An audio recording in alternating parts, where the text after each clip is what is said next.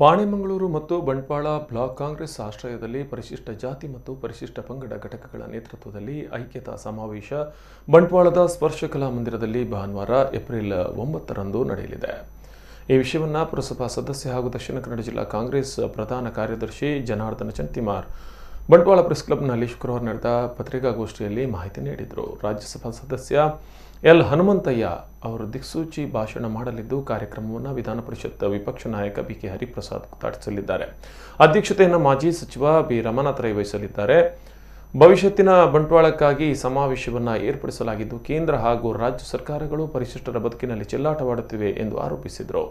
ಸುದ್ದಿಗೋಷ್ಠಿಯಲ್ಲಿ ದಕ್ಷಿಣ ಕನ್ನಡ ಜಿಲ್ಲಾ ಪರಿಶಿಷ್ಟ ಪಂಗಡದ ಕಾಂಗ್ರೆಸ್ ವಿಭಾಗದ ಅಧ್ಯಕ್ಷ ನಾರಾಯಣ ನಾಯ್ಕ್, ಬಂಟ್ವಾಳ ಬ್ಲಾಕ್ ಕಾಂಗ್ರೆಸ್ ಪರಿಶಿಷ್ಟ ಜಾತಿ ವಿಭಾಗದ ಅಧ್ಯಕ್ಷ ಅಣ್ಣು ಕಂಡಿಗ, ಬಂಟ್ವಾಳ ಬ್ಲಾಕ್ ಕಾಂಗ್ರೆಸ್ ಪರಿಶಿಷ್ಟ ಪಂಗಡ ವಿಭಾಗಾಧ್ಯಕ್ಷ ಚಂದ್ರಹಾಸ್ ನಾಯ್ಕ್, ಪಾಣೆಮಂಗಳೂರು ಬ್ಲಾಕ್ ಪರಿಶಿಷ್ಟ ಜಾತಿ ವಿಭಾಗ ಅಧ್ಯಕ್ಷ ಪ್ರೀತಮ್ ಮೊದಲಾದವರು ಉಪಸ್ಥಿತರಿದ್ದರು. ಇದು ಪ್ಲೇಟ್ ಉಂಟಲ್ಲ, ನಮ್ಮ ಪ್ಲೇಟ್ ನೊಟ್ಟಿಗೆ ಯಾವಾಗಲೂ ತಗೊಂಡೋಗಿ ಇಡೋದಿಲ್ಲ. ಅದೇ ರೀತಿ ಬಿಜೆಪಿ ಅವರು ಮಾಡುದು. ಕಾಂಗ್ರೆಸ್ನಲ್ಲಿ ಯಾವ ರೀತಿ ಇಲ್ಲ. ರಮಾನಾಥ್ ಅವರ ಮನೆಗೆ ಅಡಿಗೆ ಕೊಡಗೆ ಹೋಗ್ಬೋದು, ದೇವರ ಕೊಡಗೆ ಹೋಗ್ಬೋದು.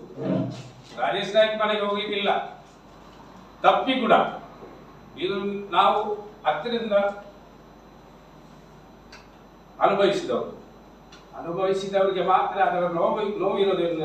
ಕಾಂಗ್ರೆಸ್ನವರಿಗೆ ಹೋಗ್ಲಿಕ್ಕಿಲ್ಲ ಅಂತ ಬಿಜೆಪಿ ಅವರಿಗೆ ಕೂಡ ಹೋಗ್ಲಿಕ್ಕಿಲ್ಲ.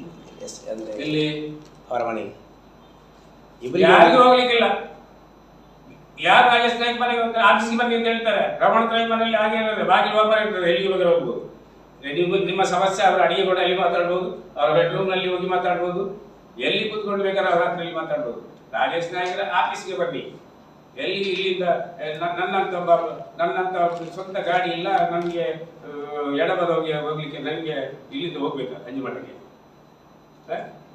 ರಮಾನಾಥ್ ರೈ ಓಟಿಗೆ ನಿಲ್ಲಿಕ್ಕೋಸ್ಕರ ಇಲ್ಲಿ ಬಂದಿದ್ದಲ್ಲ, ಖಾಲಿ ಎಲೆಕ್ಷನ್ ನಿಲ್ಲಿಕ್ಕೆ ಬಂದಿದ್ದಲ್ಲ. ಕೆಲವರು ಇದೇ ಊರಿನ ನಾಯಕರು ಎಂಪಿ ಅವರವರ ನಿಲುವುಗಳು ಮನೆಗೆ ಬಂದ್ರೆ ಯಾರನ್ನು ಅದರಲ್ಲಿ ನಮ್ಮ ಈ ಜಿಲ್ಲೆಗೆ, ನಮ್ಮ ಪರಿಶಿಷ್ಟ ಜಾತಿ ಪಂಗಡಕ್ಕೆ ಅವರಿಂದ ಅವರ ವಿಧಾನಸಭಾ ಕ್ಷೇತ್ರದಲ್ಲಿ ಕೂಡ ಯಾರು ಹೊಳಿತುಕೊಂಡಿಲ್ಲ.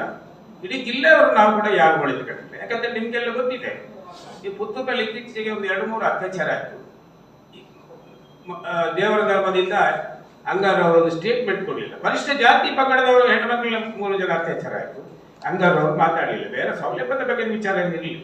ನಮ್ಮ ಮಾನಹಾನಿ ಆಗುವಾಗ ಅಂಗಾರ ಅವರು ಯಾವುದೇ ಕಾರಣಕ್ಕೂ ಯಾವ ಪತ್ರಿಕೆಯಲ್ಲಿ, ಯಾವ ಮೀಡಿಯಾದಲ್ಲಿ ಅವ್ರಿಗೆ ಅನ್ಯಾಯ ಆಗಿದೆ, ಅವರಿಗೆ ಅವರ ಭಾವನೆಗೆ ಸ್ಪಂದಿಸುವ ಕೆಲಸ ಮಾಡ್ತೇನೆ, ಅದಕ್ಕೆ ಸಾಮಾಜಿಕ ನ್ಯಾಯ ಸಿಗುವ ಹಾಗೆ ನಾನು ಹೋರಾಟ ಮಾಡ್ತೇನೆ ಅಂತ ಯಾವ ಅಧಿಕಾರಿ ಅವರ ಹತ್ರ ಕೂಡ ಸನ್ಮಾನ